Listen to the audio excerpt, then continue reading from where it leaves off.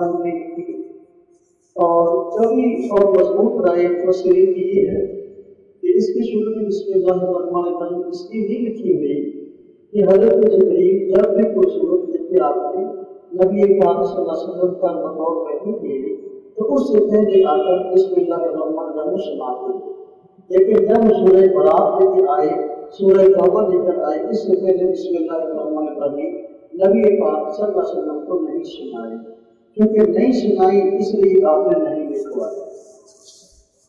اور وجہ اس کی وجوہات میں سے مفسرین نے ایک وجہ بیان کی ہے کہ سورہ برات کے اندر اللہ رب العزت کے انتقام، اللہ رب العزت کے غضب، اللہ رب العزت کے غصے کا تذکرہ ہے، جب بھی بسم اللہ الرحمن الرحیم کے رب تعالیٰ کی رحمت کا تذکرہ ہے۔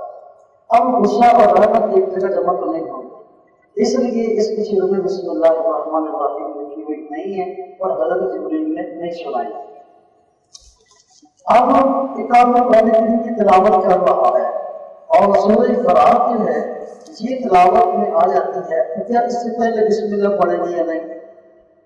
دو صورتیں ہیں، اگر تو تلاوت شروع ہی سورہ برات سے کر رہا ہے، سورہ توبہ سے کر رہا ہے، تلاوت قرآن کریم کھولا، پہلے اس نے قرآن کریم اتنا پڑھ لیا تھا، اب سورہ برات سے شروع کر رہا ہے تلاوت، کیونکہ تلاوت کی ابتدا ہے اس لیے اس سے پہلے بسم اللہ الرحمن الرحیم پڑھ لی جائے اگرچہ سورہ برات کی شروع میں لکھی ہوئی نہیں ہے۔ وہ کیوں پڑھ رہے ہیں پھر؟ وہ اس لیے نہیں پڑھ رہے کہ سورہ برات کی شروع میں لکھی ہے، اس لیے پڑھ رہے کہ اچھے اور نیک کام کی ابتدا ہے، اور نبی پاک صلی اللہ علیہ وسلم نے ارشاد فرمایا کہ ہر نیک کام سے پہلے بسم اللہ الرحمن الرحیم پڑھ لینے چاہیے، اس لیے سورہ برات کی شروع میں جب تلاوت یہاں سے شروع کریں گے بسم اللہ الرحمن الرحیم پڑھ لیں گے، اور اگر تلاوت کر رہے ہیں تسلسل کے ساتھ کرتے کرتے پہلی سورت ختم ہو گئی، اب تلاوت کے درمیان میں سورہ برات اور سورہ توبہ آ گئی ہے، تو اب بسم اللہ الرحمن الرحیم پڑھنے کی ضرورت نہیں ہے، پہلی سورت ختم کر کے ساتھ ہی جو ہے بسم اللہ الرحمن الرحیم پڑھے بغیر برات من اللہ و رسولہ قرآن کریم کی اس سورت کی تلاوت جو ہے وہ شروع کر دیں گے۔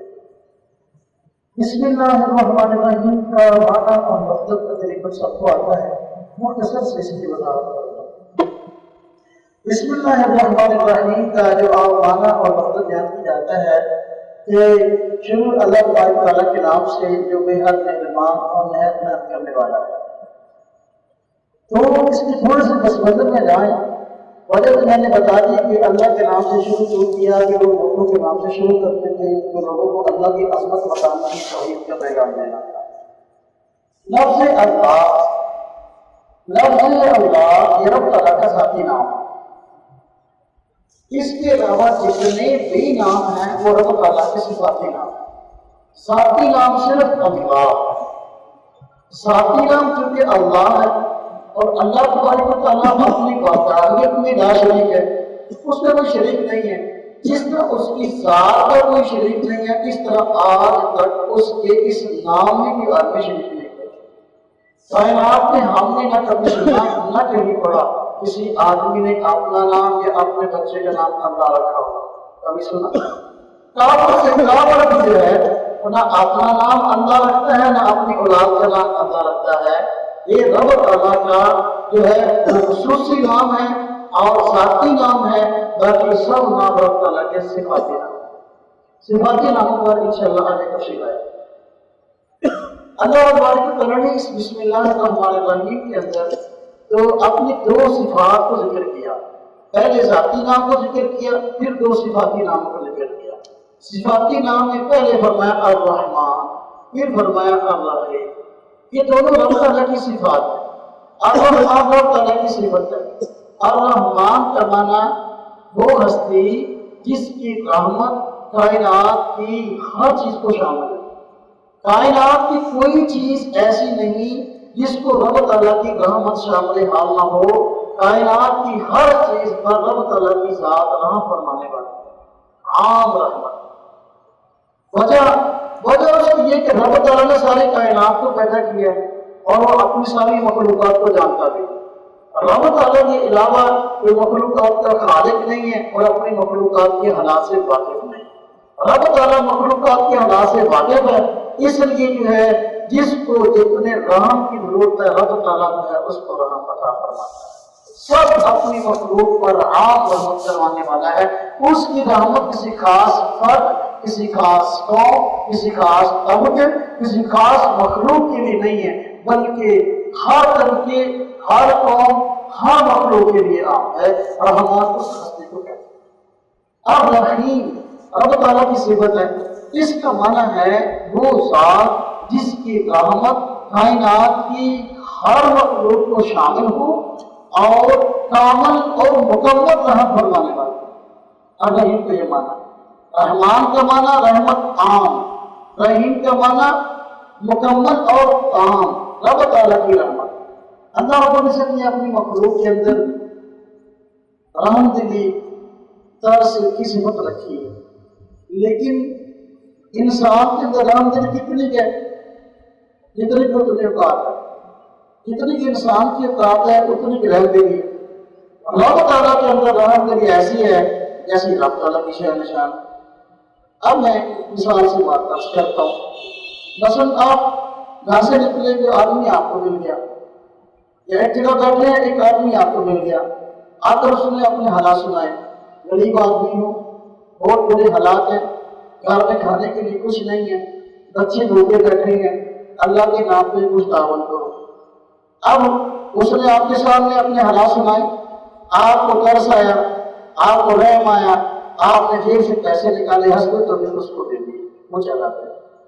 اب تھوڑی دیر بعد آدھے پونے گھنٹے بعد دوبارہ پھر وہ آ گیا، پھر آگے اس نے یہی بات کہی، محتاج ہو، ضرورت مند ہو، پریشان ہو، گھر میں کھانے کو کچھ نہیں ہے، اللہ کے نام پہ کچھ تعاون کرو۔ اب آپ کریں نہیں، کیا کہیں مانگے تو پیسے دیتے پھر آ گیا۔ ترس رحم دلی ہمارے اندر ہے، لیکن ایک خاص اس کی نعمت اور اس کی خاص حد ہے۔ رب تعالیٰ کی جو رحمت ہے، رب تعالیٰ کی رحمت بے حد و انتہا ہے۔ رب تعالیٰ کی ذات سے جتنی مرتبہ مانگو وہ دیتے ہیں۔ انسان سے ایک مرتبہ مانگو دے گا، 2 مرتبہ مانگو دے گا، 10 مرتبہ دے گا، لیکن آخر کار انکار کر دے گا۔ لیکن رب تعالیٰ کی ذات کبھی انسان کو مایوس نہیں کرتی، جب مانگے وہ دیتا ہے، جو مانگے وہ دیتا ہے، جتنا مانگے وہ دیتا ہے۔ لیکن ہاں رب تعالیٰ کے یہاں ایک قانون ہے، اللہ تعالیٰ کے یہاں ایک نظام ہے، اس نظام کے تحت عطا فرماتے ہیں۔ تو بسم اللہ الرحمن الرحیم میں 2 صفات اللہ تعالیٰ نے اپنی ذکر فرمائی ہے، ایک رحمان ایک رحیم۔ یہ رب تعالیٰ رحمان بھی ہے، اس کی رحمت کائنات کی ہر چیز کو شامل اور عام ہے۔ رحیم ہے یعنی کائنات کی ہر مخلوق پر رحمت عام ہونے کے ساتھ ساتھ مکمل اور تام رحمت ہے۔ رب تعالیٰ اپنی مخلوقات میں سے کوئی مخلوق ایسی نہیں ہے جس پر رحم نہ فرماتے ہوں اور ادھورا رحم فرماتے ہوں، ایسی بات نہیں ہے۔ مکمل اور پوری رحمت، مکمل اور پوری دیکھ بھال، مکمل اور پوری ضروریات جو کسی مخلوق کی ہیں رب تعالیٰ اس کو عطا کرتے ہیں۔ یہ رب تعالیٰ کی صفات ہے جو رب تعالیٰ نے بسم اللہ الرحمن الرحیم میں ذکر فرمایا۔ آگے حدیث شریف آگے دوسرے سبق کے تحت امام نماز میں بسم اللہ آہستہ پڑھے۔ حضرت انس رضی اللہ عنہ سے روایت ہے، صحیح مسلم شریف حدیث کی معروف کتاب ہے، اس کی جلد نمبر 1 صفحہ 172 میں روایت ہے۔ حضرت انس رضی اللہ عنہ سے روایت ہے کہ وہ فرماتے ہیں کہ میں نے آقا صلی اللہ علیہ وسلم کے پیچھے نماز پڑھی، اسی طرح حضرت ابوبکر صدیق، حضرت عمر فاروق اور حضرت عثمان غنی رضی اللہ عنہ کے پیچھے نماز پڑھی۔ میں نے ان میں سے کسی سے نہیں سنا کہ وہ بسم اللہ الرحمن الرحیم کو دل جہر یعنی اونچی آواز سے پڑھتا ہو۔ نماز کے اندر نبی کریم صلی اللہ علیہ وسلم کی جو سنت ہے، جو طریقہ ہے، وہ یہ ہے کہ آپ صلی اللہ علیہ وسلم باجماعت نمازوں کی، خواہ وہ سری نماز ہو خواہ وہ جاری نماز ہو۔ سری نماز وہ ہوتی ہے جس میں امام قرآن آہستہ پڑھتا ہے، جاری نماز وہ ہوتی ہے جس میں امام قرآن اونچی آواز سے پڑھتا ہے۔ جاری نمازوں میں آگے فجر، مغرب اور عشاء، سری نمازوں میں آگے ظہر اور عصر۔ تو نبی پاک صلی اللہ علیہ وسلم کا معمول تھا کہ جاری نمازوں میں اگرچہ سورہ فاتحہ اور قرآن اونچی آواز سے پڑھتے، لیکن بسم اللہ الرحمن الرحیم آہستہ پڑھتے تھے۔ اور آپ کی بات آپ کے خلفائے راشدین کا بھی یہی طرز تھا کہ وہ بھی جب نماز پڑھتے اور نماز پڑھاتے خاص کرتے جہری نمازوں میں بھی وہ بسم اللہ الرحمن الرحیم جو ہے وہ ایسا پڑھاتے تھے۔ اور یہ ہمارے موقع کی واضح دلیل ہے، بعض حضرات نے اس سے اختلاف کیا اور وہ کہتے ہیں کہ جب جہری نمازوں میں امام نماز پڑھائے الحمد شریف سے اونچی آواز سے اسٹارٹ نہ کرے بلکہ پہلے بسم اللہ الرحمن الرحیم اونچی آواز سے پڑھے اس کے بعد الحمد شریف پڑھے۔ تو یہ حدیث واضح طور پر اس موقع کی تعریف کرتی ہے کہ نبی پاک صلی اللہ علیہ وسلم کا خود طریقہ بھی یہی ہے، اور خلفائے راشدین میں حضرت ابوبکر صدیق کا طریقہ، حضرت عمر فاروق کا طریقہ، حضرت خلفائے راشدین کا طرز اور طریقہ یہی تھا کہ وہ جہری نمازوں میں بسم اللہ الرحمن الرحیم آہستہ پڑھتے تھے اور نماز کی قرات کو الحمدللہ رب العالمین سے شروع کرتے تھے۔ کہ اس ایک مسئلے پر ایک واضح دلیل ہمیں مل گئی جو صحیح مسلم میں حدیث کی معروف کتاب ہے موجود ہے۔ نمبر 3 عقائد۔ خالدہ نے بات عرض کی تھی کہ ہر سبق میں 5 چیزیں ہیں، تیسرے نمبر پر عقائد کی ترتیب ذکر کیے جائیں گے۔ کل جو عقیدہ اور نظریہ بیان ہوا تھا وہ ذات باری تعالیٰ کے متعلق یہ بیان ہوا تھا کہ اللہ رب العزت نے یہ ساری کائنات پیدا کی ہے اور ایک خاص مقصد کے لیے پیدا کی ہے، اور رب تعالیٰ نے پیدا کرنے کے بعد ایک خاص سیکوینس سے اس کو چلایا اور چلا رہی ہے، اور رب تعالیٰ کا انتظام شروع سے چل رہا ہے اور چلتا رہے گا۔ اس پوری کائنات کو بنانے والی رب تعالیٰ کی ذات ہے۔ جب تک رب تعالیٰ کی ذات پر ایمان نہیں لائیں گے تو اس وقت تک انسان کے ایمان کا کوئی فائدہ نہیں ہے۔ رب تعالیٰ نام کی ہستی موجود ہے جو پوری کائنات کی خالق ہے اور پوری کائنات کے نظام کو چلا رہی ہے۔ اس مسئلے پر ہم نے کل بڑی تفصیل سے بات کی تھی، اور دہریہ حضرات جو خدا کے وجود کے منکر ہیں ان پر بھی بڑی تفصیل سے ہم نے بات کی تھی۔ آج کل رب تعالیٰ کی ذات کی بات تھی، آج رب تعالیٰ کی صفات کی بات۔ مسئلہ تھوڑا سا مشکل ہے، اگر آپ توجہ فرمائیں گے تو میری کوشش ہوگی کہ میں آپ کی فہم اور سمجھ کے اس کو قریب کر سکوں۔ اگر پھر بھی کسی کو سمجھ نہ آئے تو جتنا آ جائے اسی کو قابو رکھے۔ رب تعالیٰ کی صفات۔ رب تعالیٰ جس طرح اپنی ذات میں یکتا ہے، اس کا کوئی ذات میں شریک نہیں ہے، اسی طرح رب تعالیٰ اپنی صفات میں یکتا ہے، اس کی صفات میں کوئی شریک نہیں ہے۔ رب تعالیٰ کی جو صفات ہیں، اللہ تبارک و تعالیٰ جن صفات کے حامل ہیں وہ صفات رب تعالیٰ میں پائی جاتی ہیں، رب تعالیٰ کے علاوہ کسی اور میں نہیں پائی جاتی۔ یہ مسلمانوں کا عقیدہ اور نظریہ ہے۔ رب تعالیٰ کی جو صفات ہیں ان کی 2 قسمیں ہیں۔ نمبر 1 وہ صفات جو قرآن اور حدیث میں آئی ہیں ان کا معنی اور مطلب تقریباً ہر آدمی کو معلوم ہے، اور سرسری نظر کرنے سے سرسری غور کرنے سے ان کا معنی اور مطلب بیان ہو سکتا ہے اور آدمی سمجھ سکتا ہے۔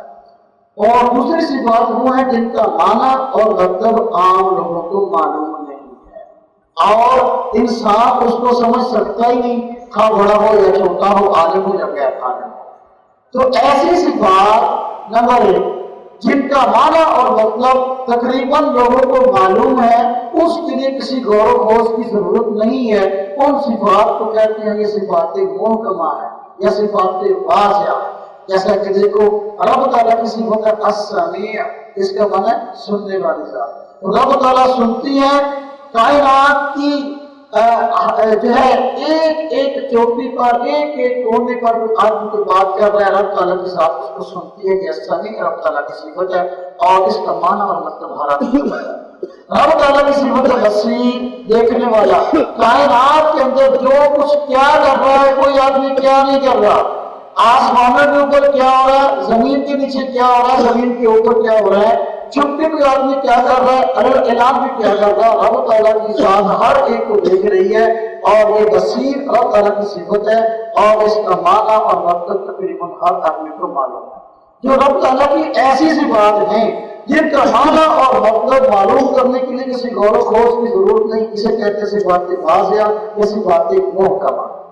اور وہ صفات جو رب تعالیٰ کی ایسی ہیں کہ ان کا معنی اور مطلب معلوم کرنے کے لیے غور و خوض کی ضرورت پیش آئے اور انسان کے پاس میں نہ ہو کہ ان کی حقیقت کو جان سکے، انہیں کہتے ہیں یہ صفات متشابہہ۔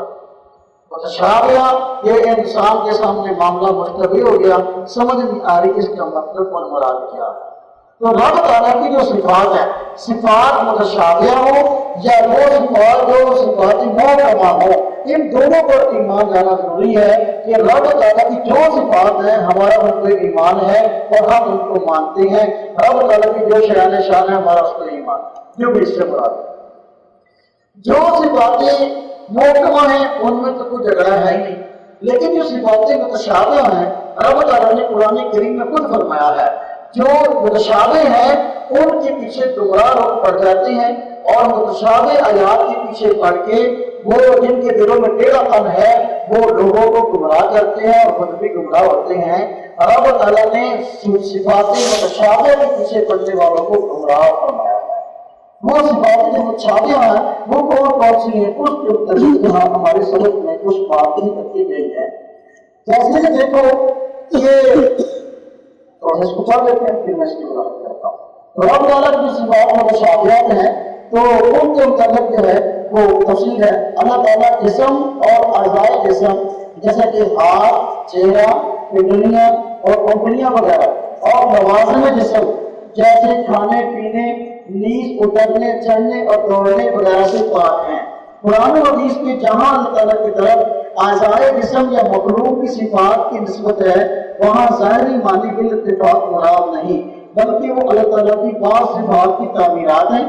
پھر متقدمین کے نزدیک وہ صفات متشابہات میں سے ان کی حقیقت اور مراد کو سوائے اللہ تعالیٰ کی کوئی نہیں جانتا، جبکہ متاخرین کے نزدیک ان کی حقیقت اور مراد درجہ ذان میں معلوم ہے، جیسے یہ اللہ سے مراد قدرت باری تعالیٰ اور اترنے سے مراد رب تعالیٰ کی رحمت کا متوجہ ہونا۔ اب ذرا اس کی وضاحت سمجھ لیں۔ مسئلہ میں سے مشکل ہے، توجہ کریں گے تو انشاءاللہ بات مشکل بھی نہیں رہے گی، لیکن پہلی مرتبہ آپ سنیں گے، پہلی مرتبہ اس چیز کو سنیں تو ایسا مشکل ہوتا ہے کہ آپ کو ساری سمجھ میں آتی ہے۔ رب تعالیٰ کی جو صفات متشابہات ہیں ان کے متعلق اہل سنت والجماعت کا عقیدہ اور نظریہ یہ ہے کہ رب تعالیٰ کی جو صفات متشابہات ہیں ان کا معنی بھی رب تعالیٰ کو معلوم ہے، اس کا مطلب اور تشریح بھی رب تعالیٰ کو معلوم ہے۔ صفات متشابہات کا جو معنی ہے ہمارا اس پہ ایمان ہے، صفات متشابہات کا جو مطلب ہے ہمارا اس پہ ایمان ہے، یہ اہل سنت والجماعت کا موقف ہے۔ اب قرآن کریم کے اندر صفات متشابہات آ گئی ہیں، جیسا کہ رب تعالیٰ کے جسم کا تذکرہ مثلا یا اعضائے جسم کا تذکرہ قرآن کریم میں اور روایات میں آ گیا ہے، تو اب ہم کہتے ہیں کہ رب تعالیٰ کی ذات یہ جسم سے پاک ہے، رب تعالیٰ کی ذات جسم کی محتاج نہیں ہے، اس لیے کہ مخلوق کو کسی چیز کی محتاج ہوتی ہے، رب تعالیٰ کی ذات کسی چیز کی محتاج نہیں ہے، اس لیے رب تعالیٰ جسم سے بھی پاک ہے اور جسم کے اعضاء، ہاتھ، پنڈلیاں وغیرہ اور صفات مخلوق یا چڑھنا اترنا رب تعالیٰ کی ذات سے پاک ہے۔ لیکن قرآن کریم میں ان صفات کا تذکرہ آ گیا ہے، جب ان صفات کا تذکرہ آ گیا مثلا قرآن کریم میں 29 پارے کی پہلی آیت ہے، رب تعالیٰ نے فرمایا تبارک الذی بیدہ الملک بابرکت ہے وہ ذات، آگے یاد کا لفظ آ گیا کہ جس کے اب چلتے ہو تو اگر آپ کریں کمانا ہوگا، بابرکت ہے وہ ذات جس کے ہاتھ میں بادشاہت ہے، تو کیا اس کا معنی ہاتھ کر سکتے ہیں؟ رب تعالیٰ نہ جسم کے محتاج ہیں اور نہ اعضائے جسم کے محتاج ہیں۔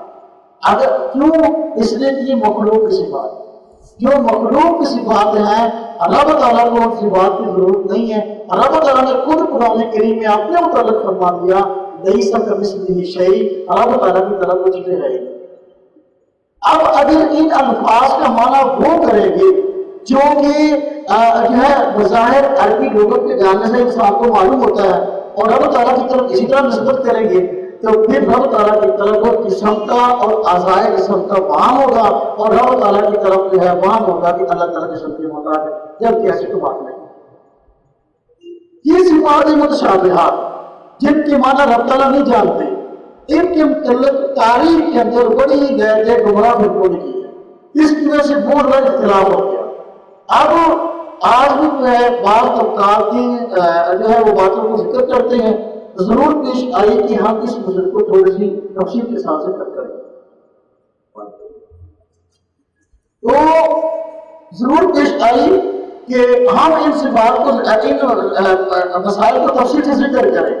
صفات سے متعلق اس وقت جو نظریہ رکھنے والے لوگ ہیں ان کے چار گروہ۔ نمبر ایک، اکثر فرقے وہ ہیں جو گمراہ پہلے گزرے ہیں۔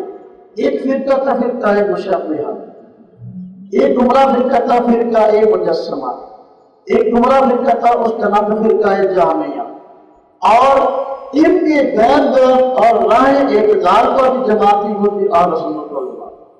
یہ چار قسم کے گروہ ہیں، ان میں ہر اہل سنت والجماعت کے ساتھ ہے۔ اب فرقہ مشابہہ نے کیا کیا؟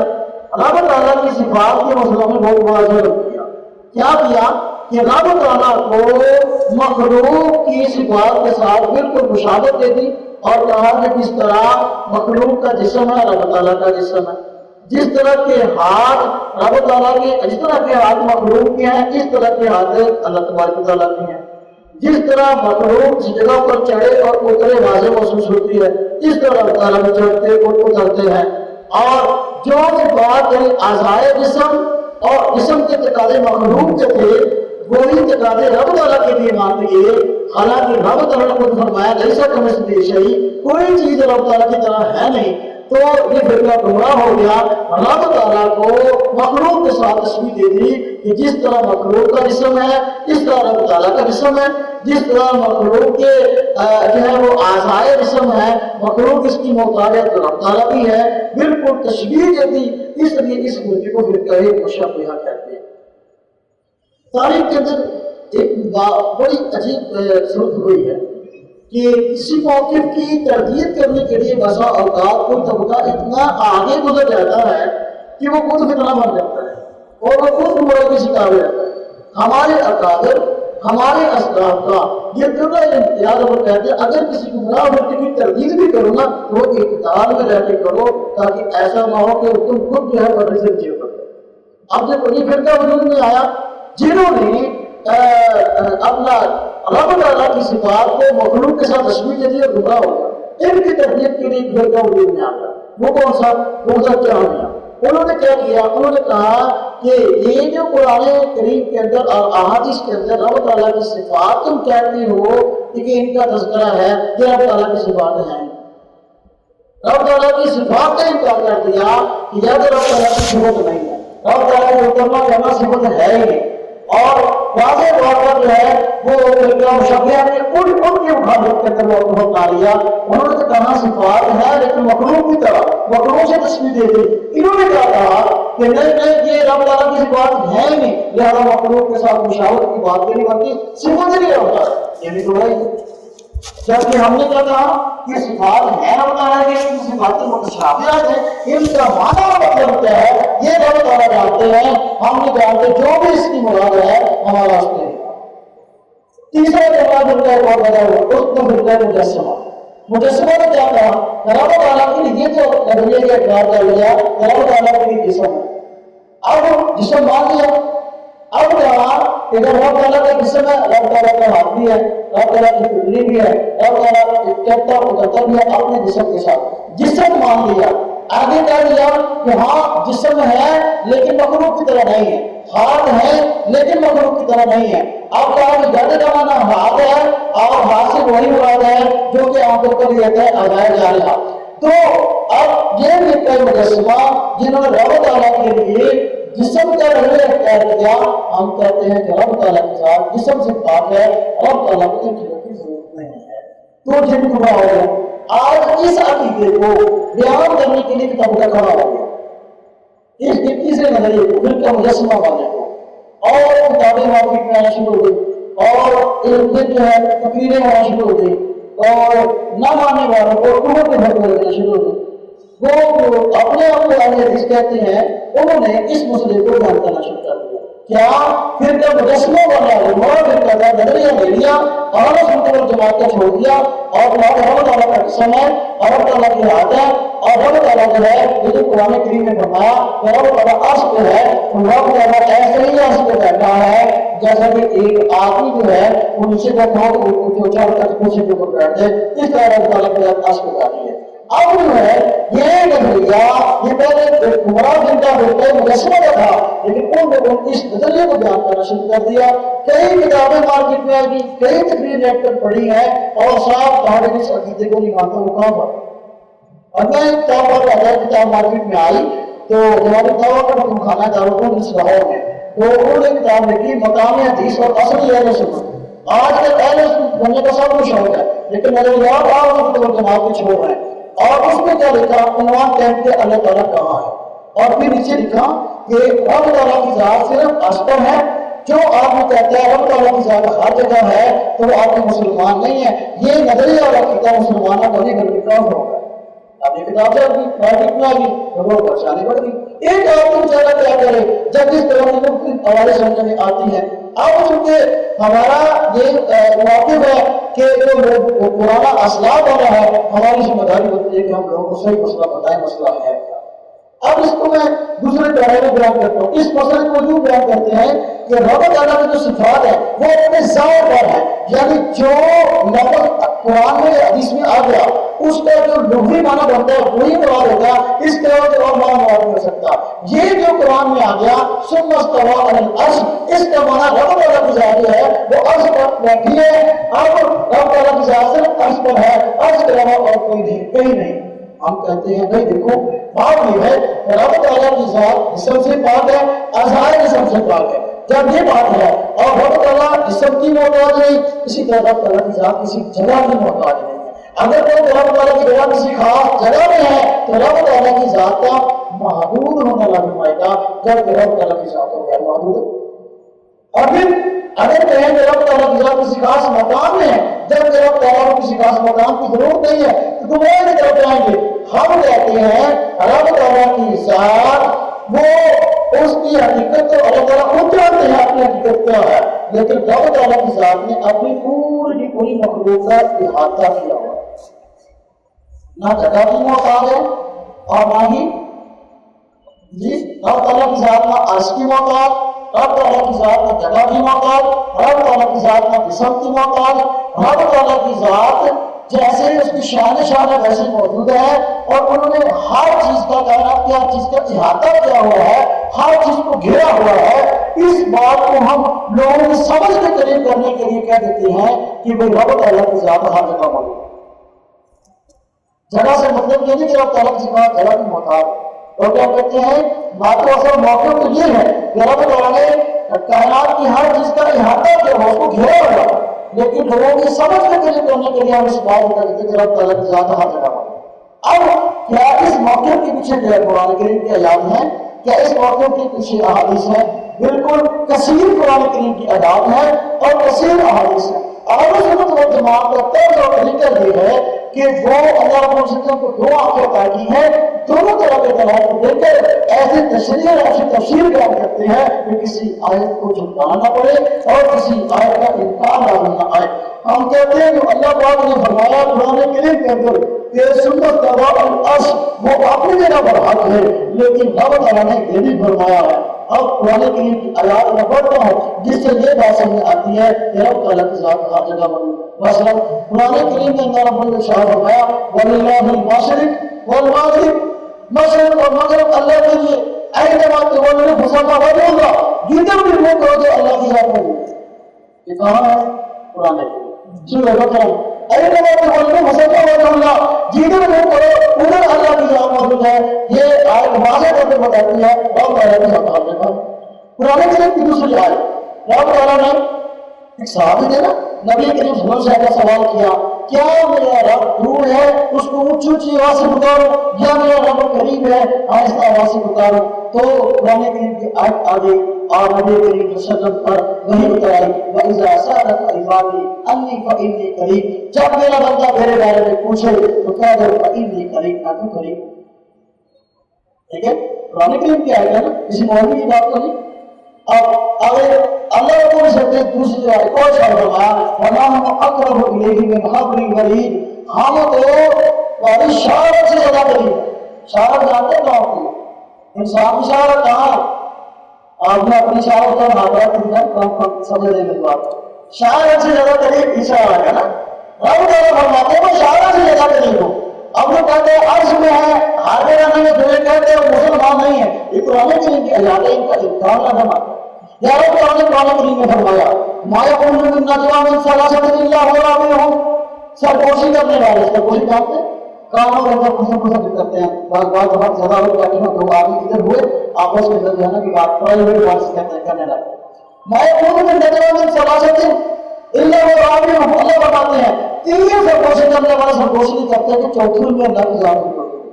فرمایا ولا خمسۃ الا هو سادسهم، پانچ سرگوشی کرنے والے سرگوشی نہیں کرتے کہ چھٹی میں اللہ کی ذات ہوتی ہے۔ آپ مجھے بتائیں یہ بھی قرآن کی آیت ہے۔ جو کہتے ہیں بابا تعالیٰ سے ہم عرش پہ بیٹھے ہیں اور کہیں نہیں یہ جو یہ کتا ہوتا ہے وہ مسلمان نہیں ہے، وہ قرآن کریم کی آیات کا انکار نہیں کرتے۔ اب ہم کہتے ہیں دیکھو جب ہم نے کہا رب تعالیٰ نے ہر چیز کا احاطہ کیا ہوا ہے، ہر چیز کو گھیرا ہوا ہے، تو کیا اس کے اندر صرف فرش ہے یا عرش بھی آ گیا؟ عرش بھی آ گیا، فرش بھی آ گیا۔ جب آپ نے کہا رب تعالیٰ ہر جگہ ہے، اس میں فرش بھی آ گیا، اس میں عرش بھی آ گیا، ہم نے عرش والی آیت کا انکار نہیں کیا۔ جب ہر جگہ کہہ دیا ہم کہتے ہیں ثم استوى على العرش، اپنی جگہ پر حق ہے، اور انما تولوا السماوات والارض، اپنی جگہ پر حق ہے۔ رب تعالیٰ کا ہر جگہ ہوگا، اپنی جگہ پر حق، عرش میں ہوگا اپنی جگہ پر حق، کیونکہ یہ صفات متشابہات ہیں۔ اب یہ سب کچھ کیسے واقع ہے یہ اس کے اللہ رب العزت جانتے ہیں، ہمارا اس پہ ہم ایک آیت کو دو آیتوں کو لے کر باقیوں سے آنکھیں بند کر کے دوسرے پر بچہ بازی نہیں کرتے۔ ہم کہتے ہیں آیات ساری دو اور ان کے بعد جو ہے ان کی ایسی تشریح و تفصیل بیان کرو کسی آیت کا انکار لازم ہے۔ جو لوگ کہتے ہیں رب تعالیٰ عرش پہ ہے فرش پہ نہیں ہے، ان سے کچھ سوالات کی جا سکتے ہیں بات کو سمجھنے کے لیے۔ نمبر ایک آپ لوگ یہ بات جانتے ہیں کہ عرش جو ہے عرش یہ رب تعالیٰ کی مخلوق ہے۔ کیا ہے؟ رب تعالیٰ کی مخلوق، خالق تو نہیں، عرش رب تو نہیں نا، مخلوق ہے۔ مخلوق کا مطلب کیا؟ مخلوق کا مطلب یہ ہے کہ ایک ایسا وقت تھا کہ عرش موجود نہیں تھا، رب تعالیٰ کے ساتھ موجود تھا، یہ مخلوق ہونے کا مطلب ہے۔ بعد میں رب تعالیٰ نے اس کو پیدا کیا، تو ہم کہتے ہیں دیکھو عرش یہ مخلوق ہے، رب تعالیٰ کی ذات خالق ہے، مخلوق کو خالق سے کیا نسبت ہو سکتی ہے؟ ایک بات۔ اور دوسری ایک ایسا وقت تھا کہ عرش موجود نہیں تھا، جب تک عرش موجود نہیں تھا اس سے پہلے رب تعالیٰ کی ذات کیا ہے؟ اس لیے تم رب تعالیٰ کو اگر کہتی ہو کہ وہ عرش پر ہے تو تم رب تعالیٰ کو عرش کا محتاج بتا رہے ہو، جبکہ رب تعالیٰ تو ہر چیز سے غنی اور بے نیاز ہے۔ پھر عرش رب تعالیٰ کی مخلوق ہے، مخلوق کتنی ہی بڑی کیوں نہ ہو، اللہ نے بڑی اپنی مخلوقات بڑی سے بڑی پیدا کی ہے، کتنی بڑی مخلوق کیوں نہ ہو، رب تعالیٰ کی وسعتوں کے مقابلے میں کتنی حیثیت ہے۔ عرش بہت بڑا ہوگا رب تعالیٰ کا، اس سے کوئی انکار نہیں، بہت عظیم رب تعالیٰ کی مخلوق ہے، لیکن رب تعالیٰ کی عظمت کے آگے عرش کی کوئی حیثیت نہیں ہے۔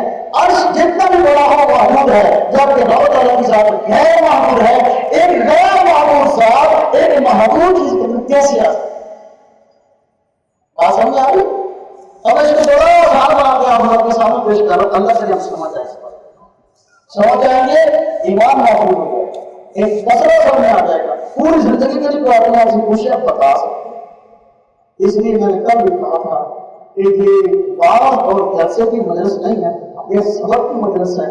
سبق کی مجلس میں مدرسے بیٹھنے کے بعد پلے پڑ جائے گی، اگر وعظ سمجھیں گے وعظ میں ہوتا ہے کچھ بات سمجھے کچھ نہ سمجھے، سبحان اللہ ماشاء اللہ کہا کرو تو چلے گئے، کل تو آدمی پوچھ رہے کہ مودی صاحب کیا کیا جلسے کے اندر ہوا کو پتہ ہی نہیں ہوتا۔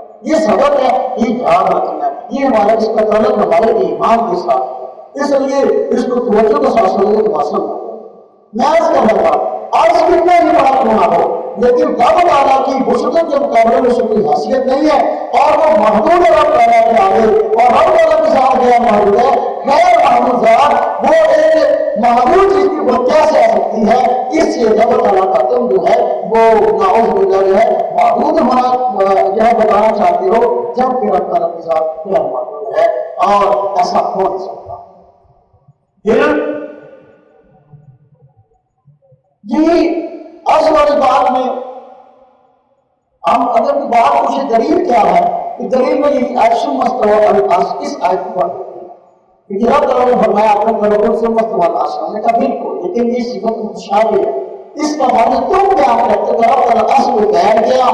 اب بادشاہ نے بیوقوفی کا یہاں تک کہا کہ رب تعالیٰ نے بیٹھنے میں اتنی جگہ دے دی جتنا کا عرض تھا، تو اب رب تعالیٰ کے ساتھ مان لیا. کتنی بڑی گمراہی. ہم جب انہیں کہتے ہیں بے دلی دوسری آیات جن سے صاف اور معلوم ہوتا ہے کہ رب تعالیٰ کے ساتھ ہاتھ چلا. جب صاف اور معلوم ہوتا ہے تو اس کا انکار کیوں کرتے ہو؟ کیوں انکار کرتے ہو؟ اور خود کہتے ہو رب تعالیٰ کی جو صفات اپنے ظاہر پر ہے ان میں اگر تعبیر کرنا گمراہی ہے. تو میں کہتا ہوں جب رب تعالیٰ کی صفات تعبیر کرنا گمراہی ہے تو ایسے بات مسلم قرآن معاملہ میں نہیں حامل بڑی تو بتا رب تعالیٰ کی ذات ہر جگہ ہے، رب تعالیٰ کی ذات قریب ہے اور ہر چیز کا احاطہ کیا ہوا ہے. آپ اس کا معنی کیا بیان کرتے ہو؟ آپ اس کا معنی بیان کرتے ہیں. اس کا مطلب یہ ہے کہ اللہ تعالیٰ کا علم حاضر ہے. کیا کہتے ہیں؟ اللہ ہے عرش پہ لیکن اس کا علم حاضر ہے. میں اس کا جواب دیتا ہوں. علم رب تعالیٰ کی صفت ہے کہ رب تعالیٰ کی ذات علم رب تعالیٰ کی صفت ہے. اللہ رب العزت نے اپنے صفات میں علیم اپنی یہ صفت خود مستقل طور پر ذکر فرمائی. جب یہ ذکر فرمائی ہے اب یہ کہنا کہ ان آیات کا مطلب یہ ہے کہ اس سے بعد اللہ تعالیٰ کا علم ہے. ہم کہتے ہیں کہ جو صفت ہوتی ہے وہ بعین ہی جو ہے وہ ذات ہوتی ہے. ایسا تو نہیں ہے.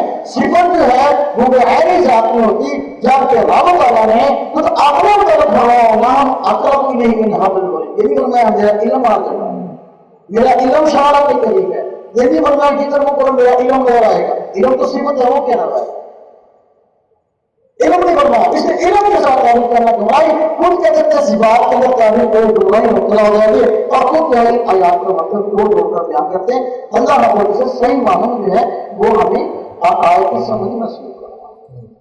ہمارے جو اسلاف اور سنت والجماعت تھے تو وہ یہی کہتے تھے کہ یہ جو صفات ہیں صفات متشابہات ان کا معنی بھی معلوم نہیں، ان کی مراد بھی معلوم نہیں. رب تعالیٰ جانتے ہیں ان کا کیا معنی، جو ان کا معنی جو ان کا مطلب ہے ہمارا اس میں نہیں معنی ہے. اور متاخرین میں جب یہ گمراہ ہوتے ہیں چار لوگوں کو گھیرنے لگے، مشبہہ والے اپنی تشریح اور جہمیہ لوگ اپنی تشریح، مجسمہ لوگ اپنی تشریح. اب عام مسلمان کو پریشان کر دیا، ڈبل مائنڈڈ کر دیا. وہ آپ زیادہ بندہ پریشان کرتا ہے. یہ اب جو ہے جو وہ بات کر رہے ہیں ان کا کیا مطلب ہے، اس کا کیا مطلب ہے، ان کی فہم میں قریب لانے کے لیے متاخرین اسلاف نے یہ بات کی ہے کہ یہ صفات اگرچہ یقینی طور پر ان کا معنی اور مطلب رب تعالیٰ کے علاوہ کوئی نہیں جانتا.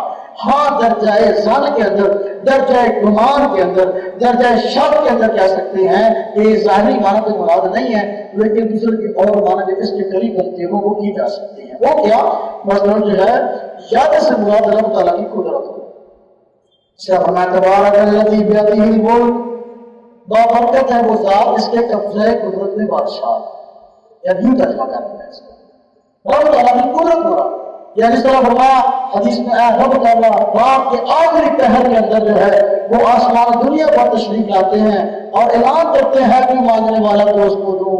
ہاں جی، تو اب رب تعالیٰ آسمان دنیا پر آتے ہیں کیا اس طرح اترتے اور چڑھتے ہیں اس طرح انسان چڑھتا اترتا نہیں. وہ ہے کہ اس سے بعد رب تعالیٰ کی خاص رحمت کا متوجہ ہونا کہ وہ رب تعالیٰ خاص طور پر جو اس وقت کے اندر بندے پر رحمت فرماتے ہیں. کوئی رحمت کو لوٹنے والا ہو تو لیکن دل یقین ہم یہ معنی بیان نہیں کرتے، درجہ ذن میں بیان کیا.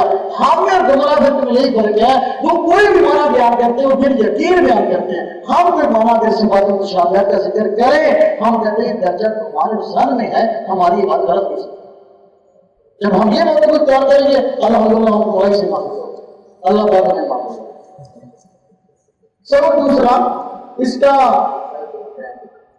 مسائل و احکام. مسائل و احکام میں کل ہم نے یہ بات پڑھی تھی کہ ناپاکی جو ہے ناپاکی اس کی دو قسمیں ہیں. ایک نجاست حقیقیہ اور ایک نجاست حکمیہ. جو نجاست حقیقیہ ہے وہ نظر آتی ہے اور ہر اگر اس کے ناپاک ہونے کا مسئلہ جانیسا کی بخانہ ہے. جو نجاست حکمی ہے تو اس کا ناپاک ہونا ہمیں شریعت کے ذریعے معلوم ہوا، عقل کے ذریعے معلوم نہیں ہوتا. جس طرح کہ دیکھو ایک آدمی ہے اس کی ہوا خارج ہو گئی، ہم کہتے ہیں وہ ناپاک ہو گیا. اب اگلی چیز کا فیصلہ نہیں کرتی تھی، شریعت نے بتایا کہ یہ ناپاک ہو گیا اور اس کے پاک ہونے کا یہ طریقہ ہے۔ عقل کے ذریعے یہ فیصلہ نہیں ہو سکتا تھا کہ بھئی یہ اپنے اعضائے وضو دھو، چہرہ دھو، خون اس میں دھو، سر کا مسا کر لو، پاؤں کا مسا کر لو، تم جو ہے پاک ہو جاؤ گے۔ عقل یہ چیز نہیں سوچ سکتی۔ اللہ تعالیٰ نے بتایا کہ یہ کیفیت پیدا ہو جائے تم ناپاک ہو اور اس سے پاک ہونے کا جو ہے تمہارا جو ہے یہ طریقہ ہے، اگر یہ طریقہ اختیار کرنا تو پاک ہو۔ تو نجاست حکمیہ اس میں طلب بات ہے کہ اس نجاست حکمیہ کی دو قسمیں ہیں جو نجاست نظر نہیں آتی۔ نمبر ایک چھوٹی نجاست حکمی، دوسری نمبر دو بڑی نجاست حکمی۔ اس نجاست کو عربی زبان میں حدث نہیں کہتے۔ حدث کوئی آدمی جو ہے وہ اگر ناپاک ہو گئے تو اس کو اصطلاح میں کہا جاتا ہے کہ یہ اس آدمی کو حدث لاحق ہو گیا، غسل ٹوٹ گیا حدث لاحق ہو گیا، غسل ٹوٹ ہو گیا حدث لاحق ہو گیا۔ تو اب یہ بتا کہ ایک چھوٹی ہے اور ایک بڑی ہے۔ اگر آدمی کا غسل ٹوٹ گیا اسے کہتے ہیں حدث اصغر لاحق ہو گیا، یعنی چھوٹی ناپاکی ہے اس کے ساتھ۔ اور اگر جو ہے غسل ضروری ہو گیا تو اب کہتے ہیں کہ اس کے ساتھ بڑی ناپاکی لگ گئی ہے اور بڑی ناپاکی لاحق ہو گئی ہے تو اس لیے اس کو غسل کرنا ہوگا۔ تو دو کی بات کر رہے ہیں، حد سے اصغر بے غسل ہونے کو کہتے ہیں، حد سے اکبر جو ہے یہ بے غسل ہونے کو یعنی غسل کے ضروری ہونے کو کہتے ہیں۔ اب سوال ہے اگر انسان کے ساتھ یہ ناپاکی نہ گئی تو اس سے پاک کرنے کا طریقہ کیا ہے؟ بتا دیا اگر حد سے اصغر لگ جائے اس سے پاک ہونے کا دو طریقے ہیں۔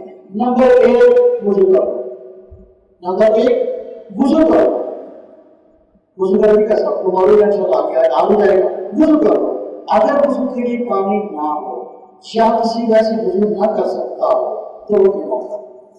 تیمم کی مثال بھی اگلے سوال میں آتا ہے۔ تو سلاسل کتنی بات سمجھ رہے ہیں؟ اگر آدمی کا وضو ٹوٹ گیا پاک ہونے کے دو طریقے ہیں، یا تو وضو کر لو، اگر وضو کے لیے پانی نہیں یا پانی کے استعمال میں تازہ ہونے کی مجبوری ہے، بیماری ہے یا اور مسئلہ ہے تو پھر جو ہے تیمم کر لو تو یہ ناپاکی دور ہو جائے گی، تم پاک ہو جائے۔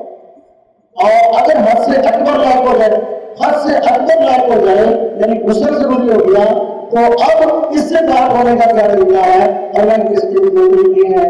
نمبر ایک یا تو غسل کر لو، غسل کے مسائل تفصیلی غسل کرنا کس طرح آ گیا، یا تو غسل کر لو۔ اگر غسل کے لیے پانی نہیں ہے یا پانی جو ہے تم استعمال کرنا چاہو تو کوئی مجبوری استعمال نہیں کر سکتے، ایسا بیمار ہو اب استعمال کرو گے پانی کو بیماری تمہاری بڑھ جائے گی، اگر یہ مسئلہ ہے تو پھر تم جو ہے تیمم کر سکتے ہو غسل کی طرف سے بھی۔ وہ حد سے اکبر جو ہے یہ بھی دو طریقوں سے بھی ہو سکتی ہے۔ تیمم وضو کے لیے بھی ہو سکتا ہے، تیمم غسل کے لیے بھی ہو سکتا ہے۔ تیمم کی کرنے کی شرائط ہے وہ آگے بیان ہوگی، تیمم کا طریقہ بھی آگے بیان ہوگا تفصیل کے ساتھ۔ یہاں سے جتنی بات بتائی جا رہی ہے مجبور ہی تیمم کر سکتے ہیں۔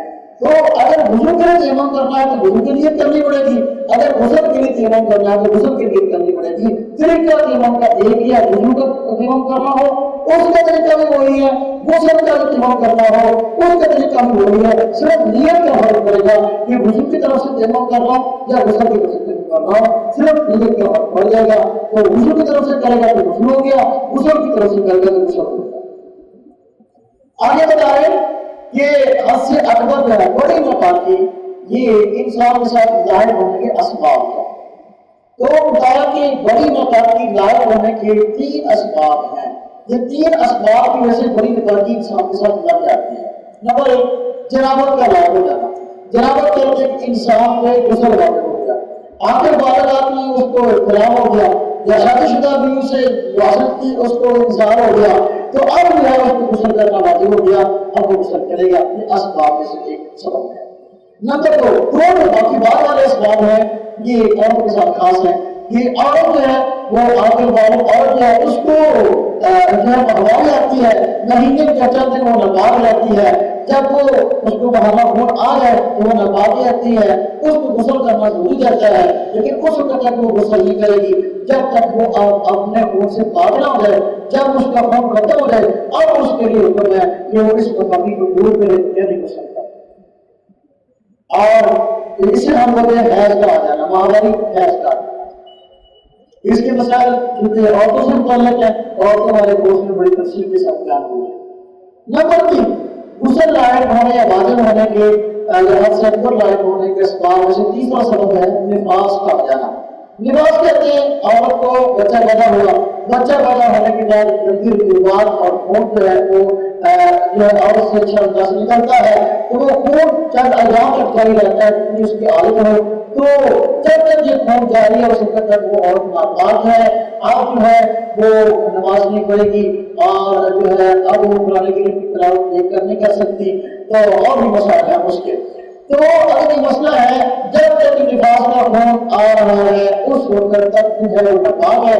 جب نفاس کا خون اس کی عادت کے طرف ختم ہو گیا اور اس کی عادت پوری ہوئی، اب جو ہے اس کو غسل کرنا ضروری ہو گیا.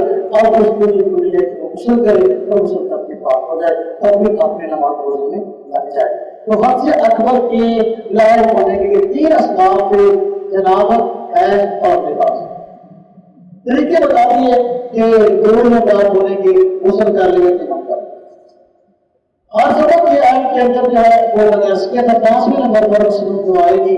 کل بھی مسلم کا بھی میں نے اس کے اندر اس طرح عقائد ترتیب کے ساتھ آئیں گے، اس طرح مسائل ترتیب کے ساتھ آئیں گے، اس طرح مسلم دعائیں ترتیب کے ساتھ آئیں گے.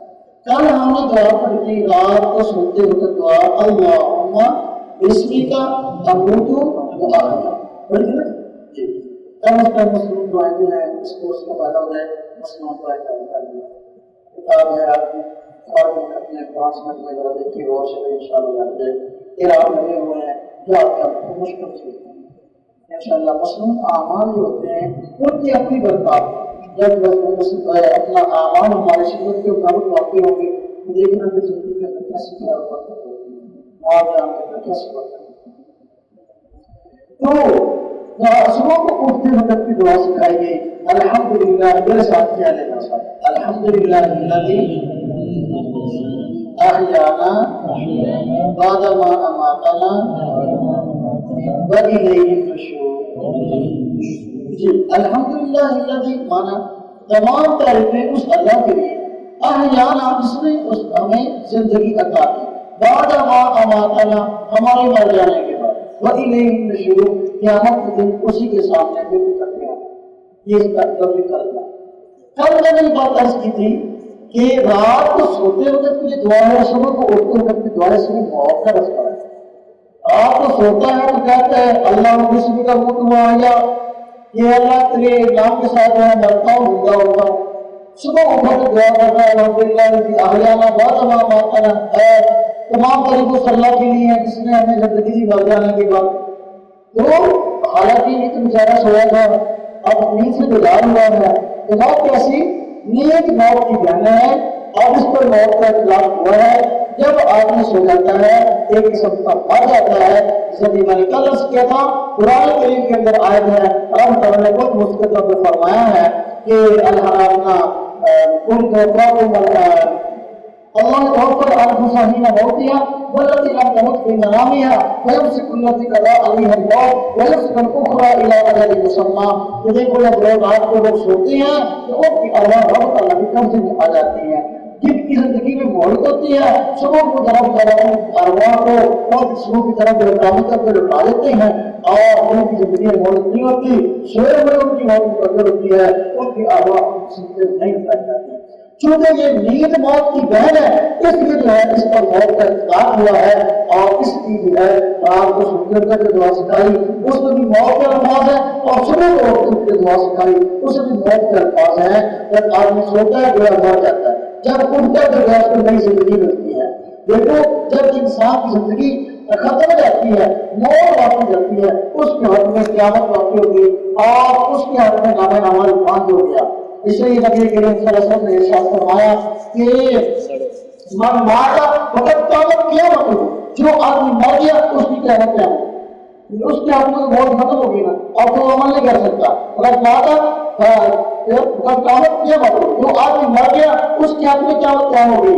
تو اب جب رات کو سوئے گویا مار گئی سوئے ہوا کہاں اس کو پتہ نہیں میں کہاں پڑا مرے ہوئے بھی پتہ نہیں میں کہاں پڑا ہوں. تو اب جب صبح کو اٹھا ہے اللہ نے نئی زندگی دی ہے اس کی شکرانے کے طور پر نبی کے اسلام کے پاس نئی زندگی مل گئی.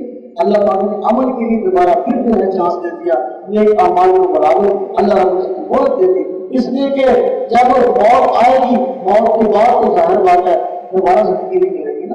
اگر کوئی آدمی چاہے گا بھی اس طرح کے قرآن کریم میں اللہ تعالیٰ نے فرمایا جہنم کے حالات ذکر کرتے ہوئے روز کی لوگ اللہ کو جہاں کہیں گے اور زیادہ کریں گے، اے اللہ دنیا میں ایک وقت کو دوبارہ دے دے، ہم بڑے اچھے اور نیک اعمال کریں گے اور بہترین کتاب کی طور زندگی گزاریں گے اور ایک چانس دے دے، اور جو ہے لیکن رب تعالیٰ جو ہے دوبارہ دنیا میں نہیں بھیجیں گے اور چانس نہیں ملے گا۔ تو یہ اس کی بہن ہے جو ہر روز موت کی بہن واقع ہوتی ہے، تو اب دوبارہ زندگی کا احساس ہر روز ملتا ہے اور موت ہر روز ملتی ہے، اس لیے دعا سکھائی گئی شکرانے کے طور پر۔ اور لوگ پوچھتے ہیں دعا کیوں پڑھنی، تو کیوں نے دعا دیا، اس لیے پڑھنی ہے رب تعالیٰ کی طرف سے شکرانے کے طور پر دعا سکھائی گئی ہے، اور شکر ہے اس بات کا رب تعالیٰ نے ہمیں دوبارہ زندگی دی ہے اور نیک اعمال کے لیے ملک مل گئی ہے، اس لیے جو ہے یہ دعا سکھائی گئی۔ آپ کی شکرانہ پر عمل کرتا ہوا دعا پر بھی جو ہے آگے جو ہے اپنے نیک اعمال 24 گھنٹے کے جو ہے دوبارہ پھر کر لے، تاکہ زیادہ اجر حاصل کرنے والا بن جائے۔